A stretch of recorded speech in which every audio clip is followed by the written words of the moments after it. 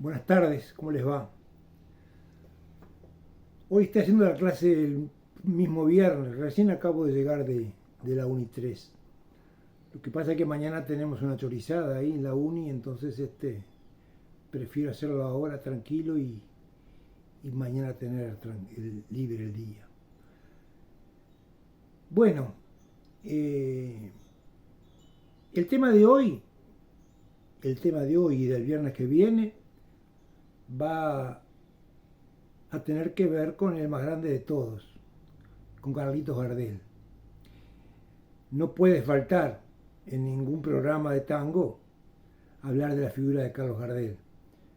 Yo desde que empecé en el 2008, todos los años, salvo en la época de la pandemia, siempre lo tuvimos presente a Gardel, porque sin Gardel no hay tango. O sea, si hablamos de tango tenemos que hablar de Gardel, si hablamos de Gardel tenemos que hablar de tango, o sea, no hay otra. Los demás, bárbaro, pero digo, es Gardel y gracias a él el tango se universalizó y bueno, y todo lo que hay que hablar está bien. Como ya les digo, hace tantos años que venimos hablando de Gardel, ya lo hemos visto de frente y de revés. Hablamos de la voz, hablamos de los amores de Gardel, hablamos de los viajes de Gardel, yo me acuerdo que me pasé durante la pandemia un mes y medio hablando del libro de Felipe Piña sobre Gardel, con documentación, con todos los datos. Pero siempre hay algo nuevo, siempre se puede aportar algo nuevo, porque Gardel es los estudiosos del tango están continuamente hurgando a ver qué más pueden sacar de Gardel. Y yo hoy traigo, o sea, las dos clases que voy a dar sobre Gardel, una tiene que ver con el Mundial de Fútbol de 1930, o sea, el primer mundial que se hizo acá en el Uruguay. Y después vamos a ver por qué tiene que ver Gardel en esto. Y la segunda clase, la del próximo viernes, tiene que ver con las guitarras de Gardel. Un tema que también poco recurrido, porque siempre hablamos de la figura de Gardel, pero no hablamos de sus guitarras. Y sus guitarras son tan importantes. Por algo Gardel prefería siempre cantar con guitarra, sino con orquesta. Si ustedes vieron las películas de Gardel, son todas con orquesta. Sin embargo, él se sentía mucho más cómodo y prefería cantar con guitarra, porque los guitarristas lo conocían, él conocía a los guitarristas y sabían en qué momento entrar, en qué momento esperar, o sea, todos los movimientos propios de un músico profesional, que eso lo tenían los guitarristas de Gardel. Porque como ya vamos a ver en su clase, no era cualquiera, no elegía a cualquiera. Pero vamos a lo de hoy. Lo de hoy es la final del mundo de 1930. Más que la final del mundial de 1930. Uruguay ya había tenido, voy a hablar un poco de fútbol, porque si voy a hablar del mundial del 30, voy a hablar un poco de fútbol. Ya había tenido dos campeonatos, dos olimpiadas ganadas en el 24 y en el 28. O sea que tenía un antecedente de triunfos, lo que le permitió ser el organizador del primer campeonato mundial que organizó la FIFA. Incluso hoy en día el Estadio Centenario es monumento histórico, justamente por haber sido el estadio que albergó el primer campeonato del mundo. ¿Y qué tiene que ver Gardel en todo esto? Y Gardel justamente estaba en el Uruguay en la época del Mundial. Estaba actuando en varios lugares, sobre todo en Montevideo, pero también en Colonia. Tenía varias actuaciones.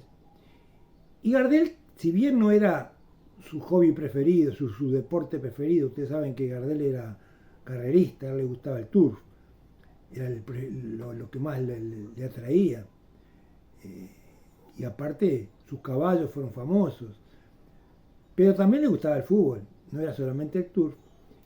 Incluso era hincha de Racing de Avellaneda en Buenos Aires, en Argentina, y acá se dice que era hincha nacional porque una vez concurrió al Parque Central, pero en realidad Y eso está por verse, porque una vez haya ido, la cuestión es que la Nacional le hizo un palco ahí para que la gente saque fotos con él, un monumento, para que la gente se saque fotos con él.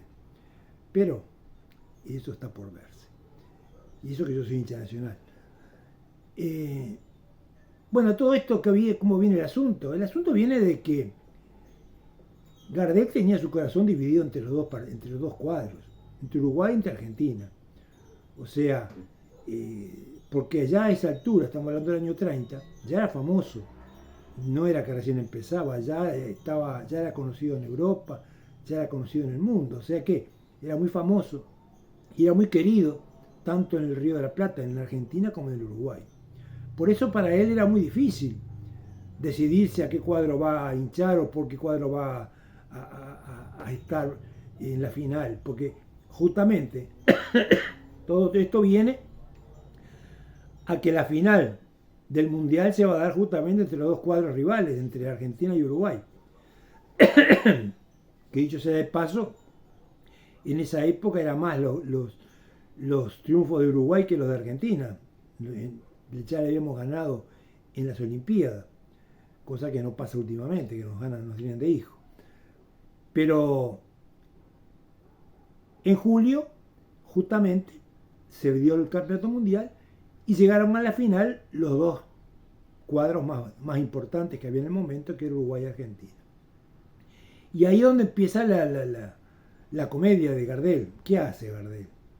Porque Gardel había tenido una experiencia anterior, ya en la Olimpiada del 28, en Ámsterdam, en Holanda,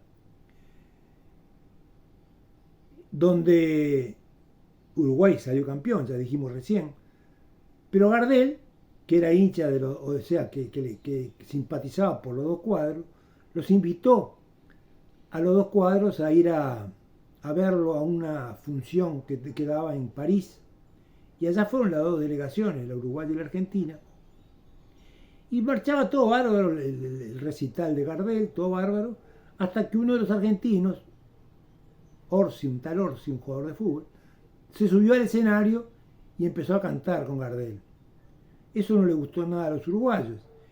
Y un uruguayo, Leandro Andrade, famoso, que después fue el que se quedó en Europa a enseñar tango, Leandro Andrade subió a increparle de por qué había subido, no sé qué. Bueno, la cuestión es que se ligó un violinazo en la cabeza. Bueno, a raíz de eso se armó una trifulca entre las dos barras, entre los dos cuadros, y se tuvo que suspender el espectáculo. Así que la experiencia de Gardel con las hinchadas de los dos, con las hinchadas no, con las delegaciones, con los cuadros mismos de los dos países, no resultó nada atractiva.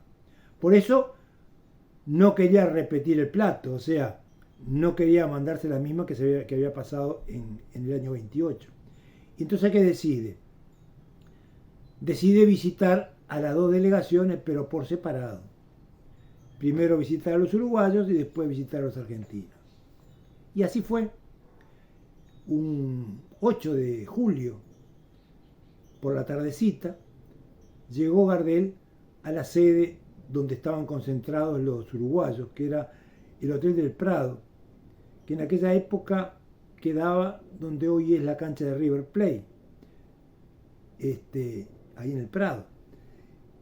Y bueno, llegó, por supuesto que los jugadores le agradecieron el haber estado, les cantó la uruguayeta Lucía, les cantó Isla de Flores, o sea, todos tangos alusivos al Uruguay. Y es más, no solamente les cantó, sino que les hizo cuentos verdes. Gardel era muy de los cuentos verdes, siempre se entretenía con eso, cuando no tocaba o cuando estaba con sus amigos, en el tufo, en lo que fuera, siempre haciendo cuentos verdes. Entonces la pasaron entretenidos con la delegación y después se quedó incluso a cenar con ellos y bueno, y les volvió a cantar. O sea que todo el día la pasó con la delegación uruguaya. A tal punto de que uno de los uruguayos, uno del cuadro de Uruguay, dijo, Pellegrini Anselmo, dijo, Carlitos era campeón del mundo sin jugar. O sea que no necesitaba jugar al fútbol para ser campeón del mundo.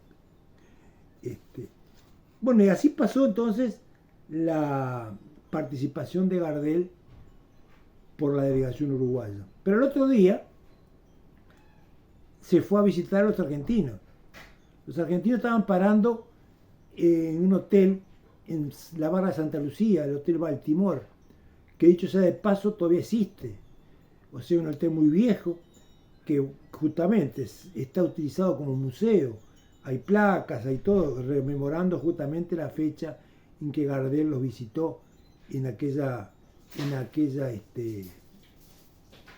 etapa del campeonato mundial. Bueno, ahora les sigo contando.